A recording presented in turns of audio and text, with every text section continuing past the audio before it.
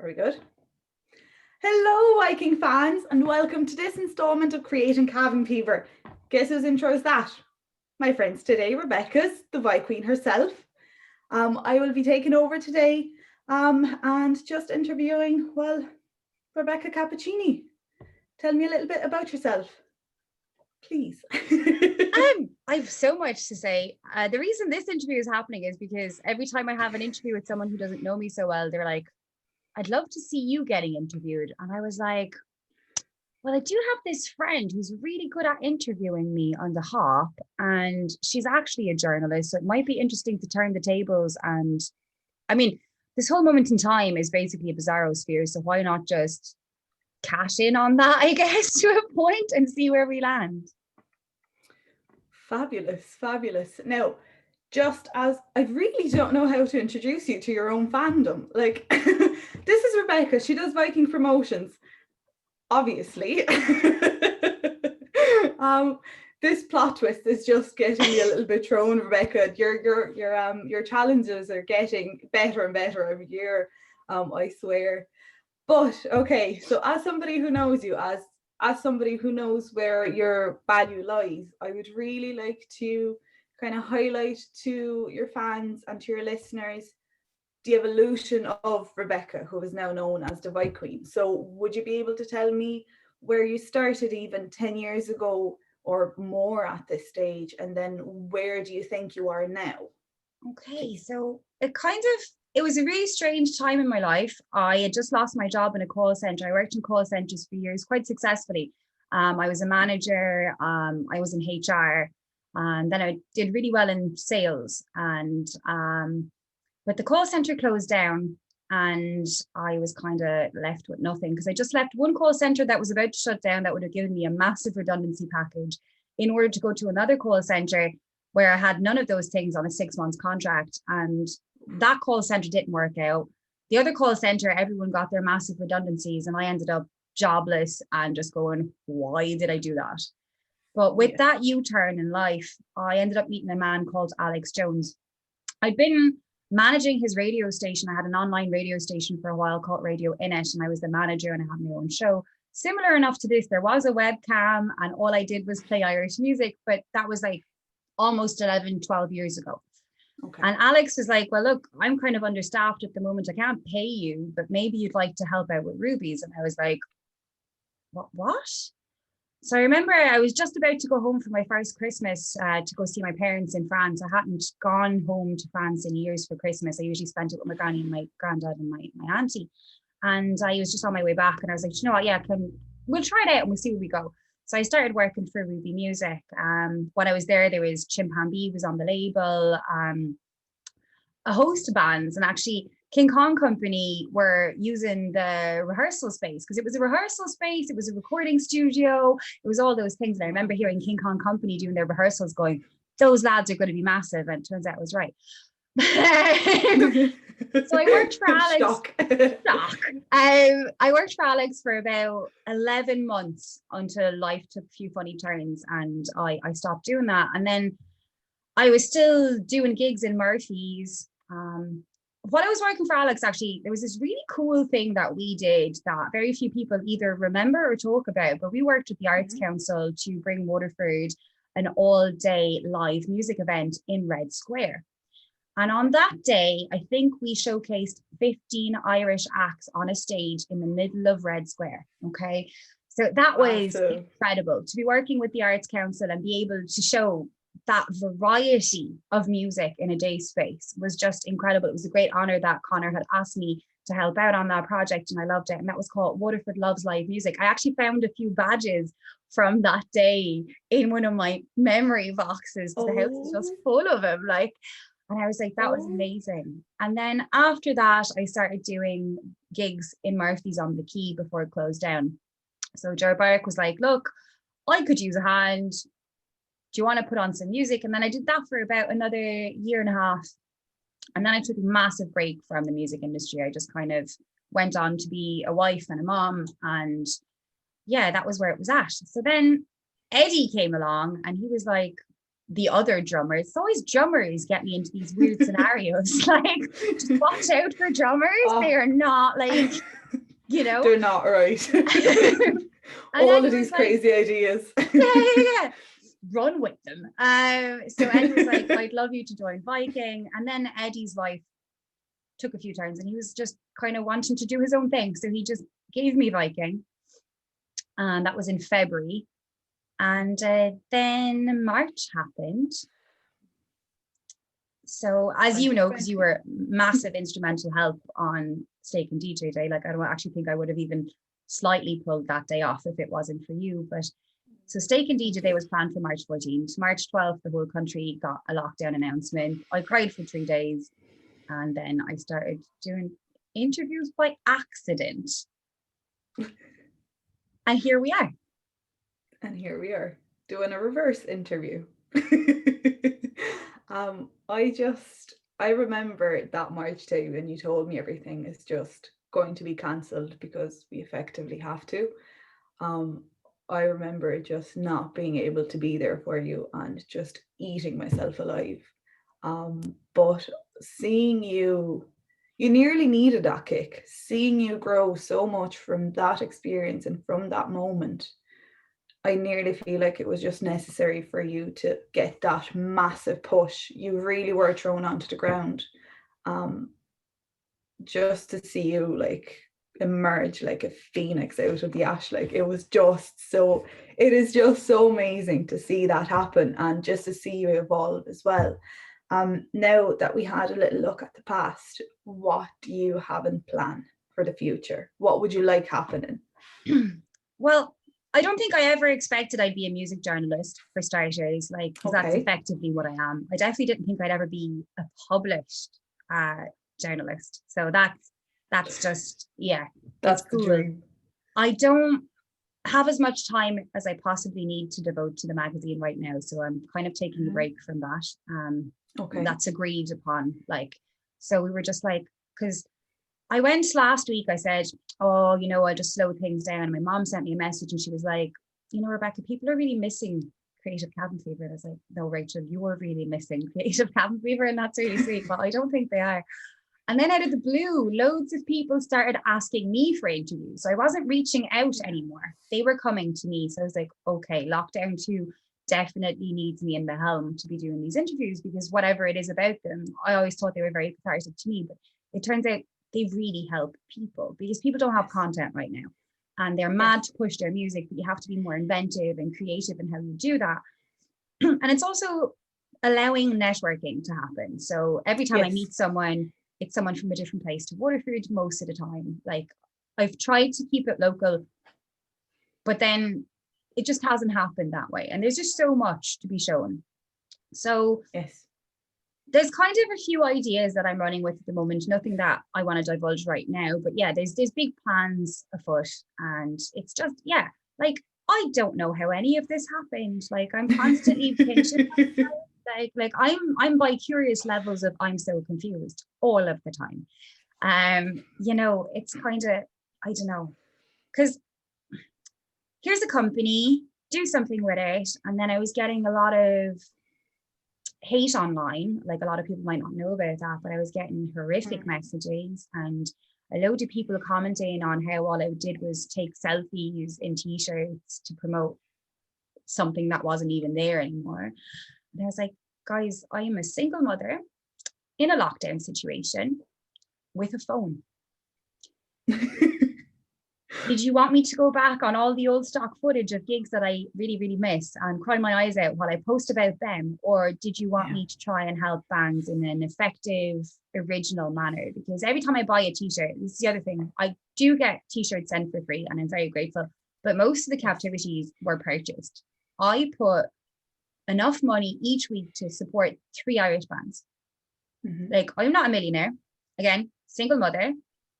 That's what I put aside to make sure the industry is still getting what they deserve, because we can't put gigs on. So I can't book a band. Do you know what I mean? I can't effectively go meet people in person. So we're doing Zoom, which I think is an incredible technological advancement, because this allows everyone to still be able to stay in touch in a moment where nothing's happening. So I was like, are you actually giving me grief for thinking outside the box here? Like, and that was really tough. I mean, I would go to you because you're one of my closest friends, and I'd be like, someone sent this message today, and you'd be like, yeah.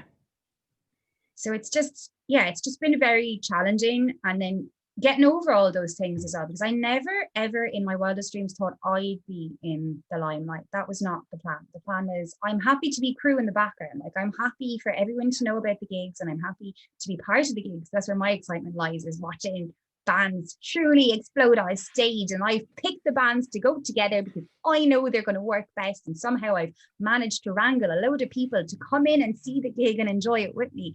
That's where it lied. But now it's the master puppeteer.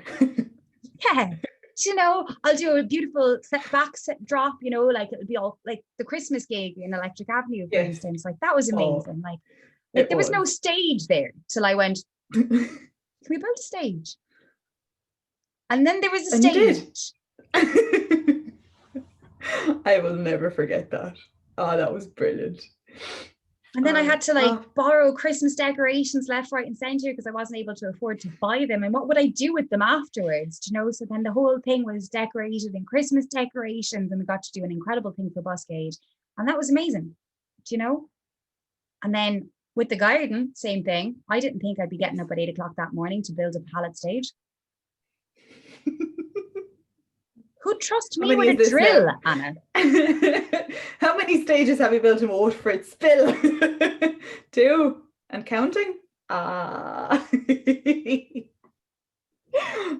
you know what they say? If you do something once, it might be a coincidence. If you do something twice, it is not. So there you go. I feel like that momentum is just going to keep going. I still, as somebody who doesn't believe in spreading hate around the world, or just around on your phone, really, nowhere else is needed. I've never understood how you could be punished or you could be criticized for thinking outside the box. You are helping all of these people. I just never could understand people that, you know, oh, you're just, you know, trying to push yourself. No, this is much more than that. And I've always seen it as that. And it just really, really hurts me to see you hurt as a person, not necessarily as, you know, a promoting company or somebody that's trying to promote local businesses or promote local artists. It just, I cannot believe that your efforts would have been frowned upon, really. It really surprises me. And I never could wrap my head around it. It just, from that, you really need a good base. You really need a good grounding. Obviously, you need very good friends as well, and you need people that you trust and that you believe in you, really. But I wanted to know from all of that, from not necessarily just that hate, even that support. And I know as well, as you said, you don't like being in that spotlight. You don't like putting yourself on that stage. But how have you evolved as a person, mentally and psychologically and emotionally, through all of these challenges and through all of this growth with Viking Promotions? How has the Viqueen changed in the last year, let's say? That's a really interesting question. So, you know me inside out pretty much, but I'm more of an extroverted introvert. So it does take me a moment to regroup. A lot of people would just see me and be like, oh, she's always mad and full of energy. I'm not. No. I have to hide in my music room for at least 2 hours after an interview to try and just ground myself again, which is great because that means I get to discover new Irish music while I'm grounding myself. You know, I need to walk out in nature a ton as well. And unfortunately, with the 5K thing, it's just been a little bit more difficult. So I'm able to do things like go to the park regularly. I will go to the park every Friday morning after I drop off my son, and I will do 4 laps where I'll discover what's going on in Ireland at the moment. And from that, I'll do a playlist. And that playlist then gets shared each month. I do best of and the month, and they're all available on my own personal Spotify, and I share them. And then cross share stories with each and every single thing. So that's work. how have I evolved, right? This is actually the question. So I would have went from being, see, it would have happened with the comedy, I think. The comedy kind of gave me a massive kick, right? So the comedy was like, okay, now you're on stage and you're funny. Go be funny. And I love that. I was like, oh my God, I am actually hilarious. It's not just in my head that I'm laughing at myself all the time. Like, I'm actually funny. And then I started doing the interviews and I saw how much good they were doing. And I was getting messages from people, funnily enough, all over the world, right? Yes. Saying, thank you so much for having open conversations during this moment in time, because we need that. And then it didn't really matter how hard it was for me, because I always understood it was for a greater purpose. So it's kind of like, yeah, it depends what you're driven by, right? So some people are driven by money, some people are driven by ego. I'm not.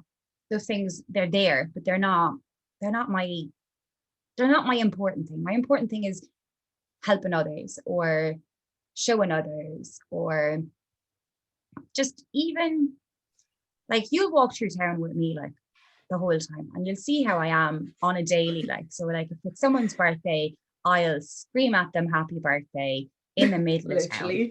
Yes, you will. You know, I've seen that happen many times. You know, it's just my being, like, or if I see someone wearing really nice clothes, even if they're a perfect stranger, I'll say, your outfit is really lovely today, because maybe they needed that. And some people take it the wrong way. They're like, and then some people just smile, and that smile, that's what brings me happiness. Do you know?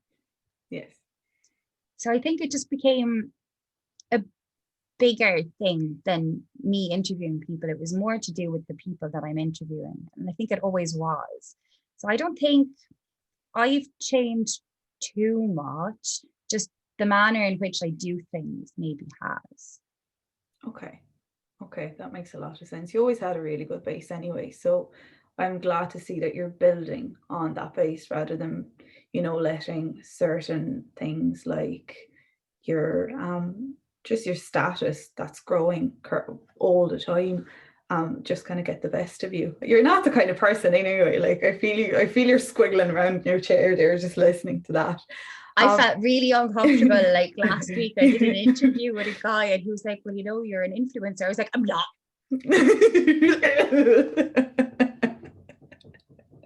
No, I can't see you as somebody, well, in the actual sense of the word, that you're influencing people, you are. But I feel like you would just rather not do anything than just be called an influencer. It's, don't put a tag on Becca. I guess it doesn't work. No. Now, with that being said, because you don't do it for the money, you don't do it for the fame, obviously it's just not who you are. You have put so much time, so much effort, so much love, so much of yourself emotionally and even financially, as you said. If I wasn't driven by passion as well, I would have a very hard time understanding what it is that drives you. Would you be able to kind of just go into that a little bit, just to see why you actually do what you do? What is it that pushes you to keep doing this? Yeah, because other than just helping people. It's a naughty thing, right? Like, I understand how crazy it sounds to other people, because most people don't have that. So I do get it, but why wouldn't you want everyone else to do well, right? Why does there have to be an agenda? My agenda, like, that's it. Like, I want everyone to do well. I want everyone to be seen. Like this whole idea of the lobster pot, but like, I'm changing it again. Like, so this whole idea that in order to be seen, you need to blow out somebody else's candle. No, like, if we all shine together, there's more light. That's it. Yeah. Like, literally, the more lights I can guide, help, or light up myself, the better we are all doing. Like, I don't have any vindictive, vengeance-y plots at the back of it all. Like, there's no ulterior motive. Like, it's just, if I can help you, then I'll help you. Like, always have one hand reaching up, but always have one hand behind you for anyone else who needs a hand. Like, there's so much to that. Like, I don't know, if people were just kinder and more genuine, we'd all do well. Absolutely. It's very rare to still see that there is pure people like that, and that there's people without um, anything behind what they're doing. Even with this, or even with anything that you do, it's just so selfless that a lot of people nowadays are having a hard time understanding it as well. And I get it as well. I'm like, Becca, what are you doing? Like, how many times have I told you why you're not getting paid for this job? How many times have I said, Rebecca, you are not a charity. You need to earn money. And I, like, to a certain extent, I have trouble understanding why you put this much. Now, I understand karmically, and I understand why this will all come back to you. But in the present moment, it's very hard. And this is why you're one of my bigger motivators as well, is because how much of quality content and how much love you put into everything you do. And without really wanting anything in return, you just want everybody else to do well. It amazes me so much. It's just, well done. Like, you're just awesome. That's all I'm gonna say. I don't know. There See, you you're go. saying it's selfless as well. It's not like my motive is I feel good by helping other people feel good. Like, there's no such thing as a selfless deed. You know what I mean? Like, it doesn't exist. But yeah, I've had a lot of like people misunderstand me in my life. Yes. And I'm okay with that. I'm not here to make you happy, and if you don't understand what I'm doing, that's fine. I've had a lot of people kind of be disingenuous towards me in order to get favors as well, which I find disgusting. But that's just people. So people will be people, and there's very Yes, little they can be will. done about the fact that people will be people, unfortunately. But That's yeah, true. I know a lot of people like me, right? So like Kozak, he also does it for the greater good. In the interviews, I'm meeting a lot of other people who also do everything they do. The fact of the matter is the music industry is on its knees, so none of us are getting paid. Like not one of us. Like we're all getting our payments. And so I'm actually making money, but it's not in the normal way that I'd be making money. So I could be spending my time doing nothing, or I can continue to spend my time doing what I'm doing, which is what's making me happy. So, but yeah, it's hard as well though, because you know, when people like, I'm only starting to not really care what people say about me. I mean, like, I'm 35. It's taken 35 years for me to go, well, actually, what you believe doesn't matter. Yeah. Because there's a lot of time there I really wanted gratitude from the wrong people. So it didn't matter how love bombed I was being by the entire industry or every single person that saw me for who I was. The ones who were not seeing me were really upsetting me. Whereas now I'm like, well, I'm still going. Yeah. Yeah. You don't need to seek validation from anybody. Nor should you. Do you still get that imposter syndrome where you're like, what am I doing and why am I doing this? Or does that fade away after a while? No. Does it ever fade? So you tell me. Yeah, I will. So for these, yeah, no, this is what I do. I can pretty much talk to anyone, and I've gotten better. I also now have a team of researchers to help me. So I have you and I have Cormac on the sly helping me with questions, so I actually get a bit of respite. But if you're to look at like bigger podcasts, they all have a team, right? So yeah, that's normal. You're a presenter. You don't have to do everything by yourself. But the imposter syndrome, yeah. So when the magazine launched, like, I was like, what? What? What? And I'll still be in front of the keyboard sometimes trying to write something and be like,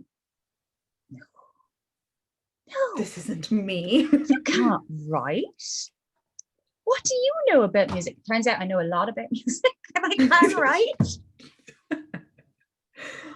Yes, it is insane. I just never understood why you thought you couldn't, or you did. But then again, like, you would turn around and say the same exact thing to me and you're like, But yes, no, it's so insane how we put ourselves down so much for no good reason. Now, I have to ask you one of my last questions. Have you noticed the t-shirt that I have on today? And have you Very noticed pretty. I I love that t-shirt. I think, and do you know who this might be? Any idea? Is it you? I don't know. You're a bit too purple on this one. My hair is purple now. It's grand. Your hair is purple now. Actually, it was it yellow before that? I can't remember. Nobody can keep up. You could, for all we care, you could have a few twins and nobody would notice. The amount of energy that you have, I would probably say you have a few twins. Talk to me a little bit about your captivity and all the other captivities that you have now. Right. So, wow, how do we start this? So lockdown one happened, right? And I was like, oh, wouldn't it be brilliant to support 3 artists a week? So I started buying t-shirts. Okay. And I never really knew what I was going to do with the t-shirts. In the back of my head, I had this mad idea that I would eventually, when Viking could kick back up in 3 months' time, which is what I thought was going to be happening, I'd have all these really cool Irish t-shirts in the background of my stage. Okay. So I'd be able to showcase the Irish music industry in a really different way. So even if I couldn't get the bands down there and then, I would still have their t-shirts in the background. Yes. And then transformation happened. So Kozak was like, will you present? And I was like, I'd love to. Let's try that. Let's do that. And then I met Colin. He's amazing. And I was like, I have this really cool idea. Can I change my t-shirt as many times as possible on screen? And Kozak was like, yeah, of course. Of course, why not? So I think we counted 37 t-shirts that day.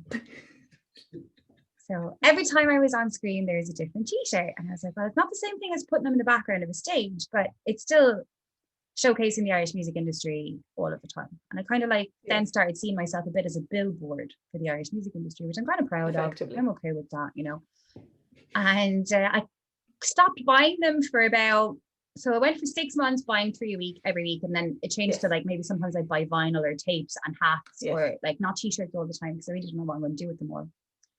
And so then I started thinking, well, we don't have Viking merch, so could I maybe support a local artist that I admire and pay them to make me a t-shirt, and then any money I made from that t-shirt I then put forward for the next t-shirt. So the one you're wearing there is Humble Writers.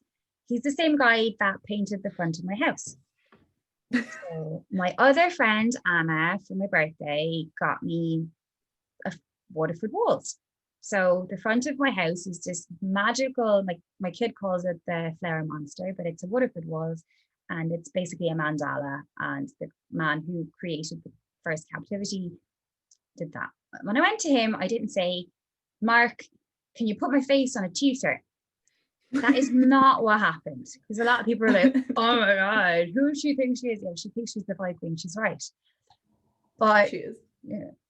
And so I said, you complete creative license. Can you make me a t-shirt for Viking? I want to do limited edition t-shirts, and I want to pay you to make sure you're getting paid, because this is not an easy time for anybody. And he was like, yeah, no problem. And then a few weeks passed and he sent me back a picture of myself. This picture, I'm guessing. Yeah. Wait, or the start of, because I got to look at all the different stages, that very picture. And I was like, Mark, what are people going to say? If I put my face on a t-shirt? And he was like, but you are the face of Viking. So this I was like, but that just seems like we're going in a bit strong. And he was like, no, that's what we're doing. That's what we're doing. So then I asked for the word captivity to be put up there. And then he made a spelling mistake. And then I loved that so much more that I actually was like, no, we're not changing it. I thought about it for a second and I was like, nah, the dyslexic Viking Queen likes spelling mistakes on her t-shirts and it's going to be there forever. So the plan now is to continue doing limited edition Viking Captivities and to support the arts in a different way. So instead of me buying merch off bands, I'm actually effectively paying artists I admire of all different kinds to design me a t-shirt that will then be sold at a limited edition to then try and get money back to different artists all over the place. That is beautiful.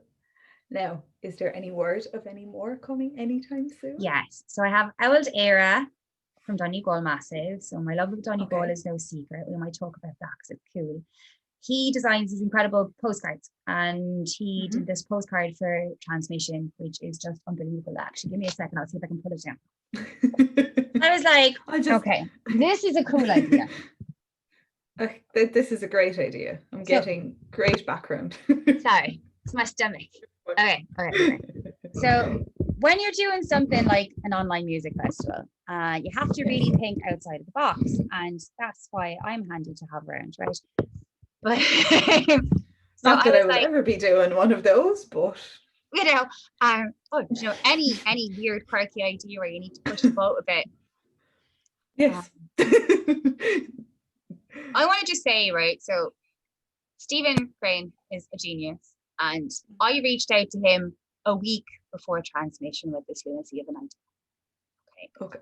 And I was like, any chance you could make us a postcard? And he was like, yeah. I was like, well, so the original idea was we give the postcard to everyone that's there at the band, and then someone can do a competition from home where maybe their favorite artist sends them a postcard. So they're still getting an interaction with their favorite artist. That didn't happen. Yes. But what did happen is everyone got these beautiful postcards that are on sale on his thing. And it says Transmission from our hearts to your screens. Because that was kind of one of my taglines. Like, this is what we're doing. Like, we're doing a thing from my heart for all our hearts, because like it's such a big deal. Like nobody had a gig at that point in 6 months. And that was kind of when things started to clear up a little bit. So most people that were there that day, bands included, they hadn't performed in months. Like some people there had never actually had a chance to do a live performance of their latest material. There's 2 stages, like this big, it's amazing. It's like this big barn in this incredible studio that we used. Which, funnily enough, we were there that day and I was asking like the owner, he's really sound. And I was like, so like anyone big play here? And it turns out Alice in Chains did. So like that was kind of like my head going.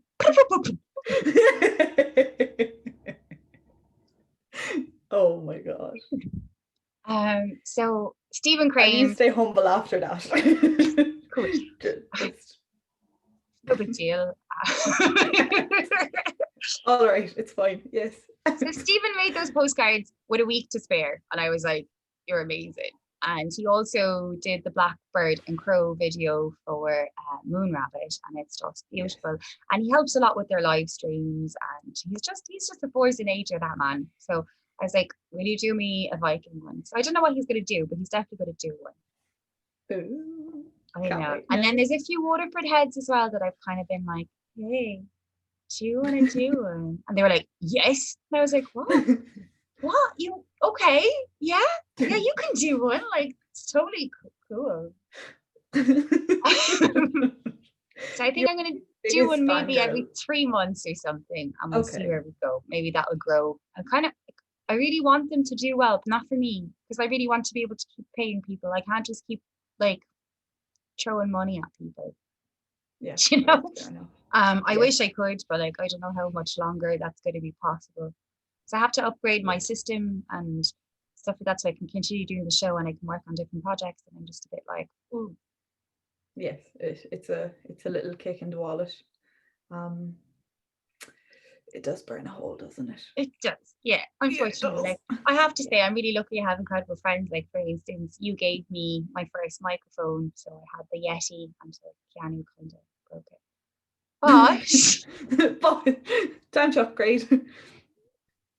Yeah, no, it's great to have friends that support you. I'm very, very lucky. I have a great team of people within Waterford and outside Waterford that are very supportive and see me for what I am. And that's actually all that really matters. And then the bands I talk to and the bands, or even because I want to go back to interviewing artists of all sorts. Because I haven't done that many. Okay. Like, well, actually, I am doing that because I do that for the Rogue now. It's just not on Creative Cabin Fever. So if you haven't seen my Rogue interviews yet, they're called Gone Rogue, and they're there for the Rogue Gallery, where I'm the musical director. So the whole idea there was to try and help everyone see the inside of the Rogue while they can't see the inside of the Rogue. And I talk about really interesting conversations. It's more casual It's more like having a chat and talking me through your art Yeah. and how you ended up in the road. But yeah, it's amazing. So it's like, oh, maybe I should start. I am actually Yes. interviewing artists already. We need just a little list of like everything that you do, because people will get lost, and people are getting lost. I love not speaking to you for 2 or 3 days, and then I'm like, Becca, what's new? And you're like, let me tell you now. And I'm like, okay, right. Oh yeah, went to work, went home and made dinner for the last 3 days and went to sleep. And you're like, yeah, I have done this, this, this, this, this, this, this, and this. And I'm like, how's Keanu? He's good. And I'm like, okay. It's Yeah. just, you would really think that you have more than 24 hours in a day, because it just really does seem like you do. It's so incredible to see that. It I'm blows really my mind falling back away. on projects as well because I'm so tired. It catches up on you, don't worry. With all of that and being a single mom, I just don't actually know how you do it. You know, I'm really lucky. His dad does take him. Like his dad takes him a lot. So like I wouldn't really even single mom is probably the wrong word. Like I'm a parallel parenting person away from his dad. So his dad's a great dad. I'm really lucky. And then people be like, oh, isn't it nice for his dad to take him? Well, actually, no. This is what I will say. I don't think it is. Like it's really nice for my kid to have both parents. Yes. And that's what it should be. And I think that was one of the forces behind Steak and DJ Day as well, because I really want to highlight all men's struggles. Like, so Yes. obviously, men have a harder time getting custody of their kids. That shouldn't be the way. Yeah. Kids should be split between parents. That should just be the norm. Yeah. That's not like outer worldly, like mind blowing stuff. Like kids have two parents for a reason. They need to experience both within, Yes. you know, within the realms of what's like safe. Reason and boundaries, yes. Yeah. But I'm really lucky. My kid goes to his dad's, and then I work my absolute balls off. Yeah, say it. Yeah. And then he comes back and he goes to school. And in the mornings, I get to work and do interviews like this. And then in the afternoons, I am just mom. I am sword fighting with my kid. I'm doing zip lines. We're doing like arts and crafts. I didn't know you could do arts and crafts for 8 months solid and not be bored of arts and crafts. Can you really do? No. No. But he can. Oh, great. We're going to paint with our fingers again. No, but it's magical at the same time. But yeah, it's challenging. It's a lot of work. It is. Yes. Like, because then sometimes I go to bed at 7 with him and I'll just conk out beside him and I won't get the extra work done. And it happens. Yeah. He's really soft. He's so cute. He's just, he is. And he's a rock star. He is. Did you hear about my newest idea? So my newest idea, because he asked Santa for a skateboard for Christmas. Yes. So we got him a skateboard. I think we're going to say that it's from us instead of Santa, and Santa's going to bring him something else because I just think it's cooler if the skateboard actually Santa's isolating, yeah. You know, so we got him a skateboard. It's really nice Santa Cruz. My boyfriend went to loads of trouble to get the perfect one. It's amazing. But he got him this lovely helmet as well, and the helmet's just matte black. I was like, oh my god, could you imagine Keanu bombing around a skate park with a helmet covered in Irish music industry stickers? That would be brilliant. So that's yeah. That's the dream. Keanu got a new nickname given to him. Okay. Right. So I was just casually talking to people on Instagram as they do, and there's this other incredible Waterford outfit called Volcano Predator. And they do these really cool things where they will push a Waterford act every single day, and then they'll do their favorite top 10 of whatever band you want. So they did Bush for me last night. I was delighted with life. But yeah, so they were like, oh, well, anything for the Vi Club. I was like, what? What? What is this name? The Vi Club. I like this. So now Keanu is called the Vi Club, and that there's nothing we can do about it. That's how it happens. No. No. I didn't even come up with the Vi Queen, by the way. That was given to me by someone. And I went, no, I like that. I'm going to keep it. So this is the same. This is just like Keeping Up with the Kardashians, just a really odd version of it. Really odd version of it. Could you imagine I had my own reality TV show? That would be chaos. That would be chaos. I can't. Like, you wouldn't, in one episode, you would think it's a season. That is how I can see that. I see that happening. I genuinely see that happening, Rebecca. And in the next episode, and you're like episode 2, like 7 years have passed. In reality, it's been 5 days, and Rebecca has turned her life around. Has reinvented herself about 7 times. Has done about 3,000 interviews. Started about 17 different things. Organized about 25 different gigs.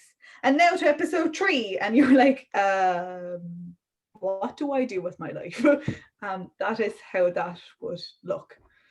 I love how much you believe in me. Like, I mean, this is beautiful, but like, I don't think, like, I really don't think I'm that special. Like, I'm all right, like, and I do my bit, like, but like, not that many things going on. I've seen you do you, Rebecca. And you still have a bedtime of 7 p.m. So, like, fair play. Yeah. It's the water and the sunshine. That's what fuels you. And coffee. A lot of coffee. Coffee is a necessity, right? Like, I actually can't understand people that don't be drinking coffee. No. Or sugar. I am very much so addicted to sugar, to the point, right? The other night, I was watching the Great British Bake Off for the first time in about a decade. Okay. And we didn't have any cake in the house. We didn't have any sugar in the house. And I got a little bit grumpy because the sugar withdrawals were so strong. Yeah. So, see, this is not a nod to me. So I'm like, yep, that's a daily issue. It's worse than anything else. I just love sugar. Yes. It's not great. We're old enough. Like, our teeth, we're not going to have teeth left.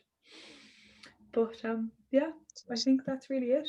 Thank you so much for interviewing me, Anna. Absolutely. Thank you for agreeing to this twisted plan. And this is my really good friend, Anna. She's actually a journalist. She also writes this incredible blog called AM Drag. Yes. Yes. Find it on the socials. What? Find it on the socials if you want to. I think they should, because you're very inspirational yourself. You know, you write up these really, really cool little quotes. And one time, Anna made me a quote. I signed it with my name. That was a weird day. It was cool. Yeah. I can't remember now. I need to find that. I can't remember. Wait, I'm gonna have a little look. I'm gonna have a little cheat. You fill in the gap. No.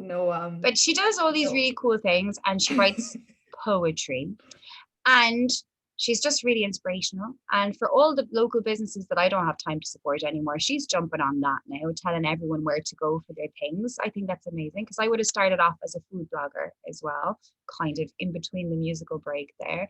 So I had a food blog in Waterford, and all I did was write about food. Now, pretty much I eat food in the bath during my time off and blog about that. It's not really the same. So we need someone more driven like Anna to help with those things. Oh, thank you. What was it? The quote was, I found it. Be kind. Be kind to yourself mostly. Everyone else can go F themselves. Yeah. I swear a lot. Yeah. So do I. This interview has been hard. Do you know what? Thank God I had that open tempo experience where I was like, no cursing on air, no cursing on air. We cannot. I hate when I do it in front of children. They're like, no, we do that all the time. And I'm like, oh my God, I am going to die. I'm like a sailor. I am like a sailor. It's very hard. So tough. Yeah. But yeah. She's amazing. Check her out. I have great feelings that Anna will eventually be doing way better than me because she's actually like trained and stuff. This is me not believing it, but okay. Talent can only get you so far. Hard work does a lot more. So you're doing both. Where I'm like, I'm planning this and that. But do you know what though? For anyone listening out there right now that's like, oh, how did she do it? I just did it. Yeah. There was nothing else to it. Like I thought about a thing and I just did it. I didn't talk about it. I just did it. That's all you have to do, really. Like blag it. Like, I mean, I was in a tent in my sitting room interviewing By Curious. Like, I now have a microphone and a HD camera and 83 interviews done. Yes. Just do it. Yeah, just do it. It's a lot harder than it seems, but the only person who is stopping you is you. That inner fear, like that's the thing. That imposter syndrome that we talked about earlier, that's definitely like challenging to. Yes. Every time I get a bit of a wobble, I'm like, oh, this feels rotten. It's amazing. It's just so odd to experience all of that, isn't it? Yeah, it is. And like, I don't know, I'm really driven, I guess, but not in the normal sense. Like, never about, it was never. Like as well, because I was like, oh crap, I finally got my dream back, and my dream just went away. I was like, what do I do? Reinvent. And then here we are. Yeah. So, yeah, I'm gonna keep going. The next 5 weeks are booked up with interviews, so yeah, we should be busy. I shall see you in 6 weeks though. I'll fit you in for a socially distanced coffee. Fabulous. So good. And then we'll have to get the ball rolling for Steak and DJ Day 2021, however we manage that. Right? Yet again. 5 months from now. 5 months? Okay. Well, don't book those days or those weeks. Please. Leave them off. Leave them free. No interviews. Well, that would be exactly a year I started the interview, so I probably deserve a week off anyway, regardless of what's going on. Holiday. Holiday? What's a holiday? Holiday. Nah. What you do on a holiday or during a holiday is work more. So I cannot imagine you taking an actual week off. Yeah, no, you're right. It doesn't happen. No. Righty. Okay, bye. Enjoy. We'll see you soon, Rebecca. Thank you for this. Kisses.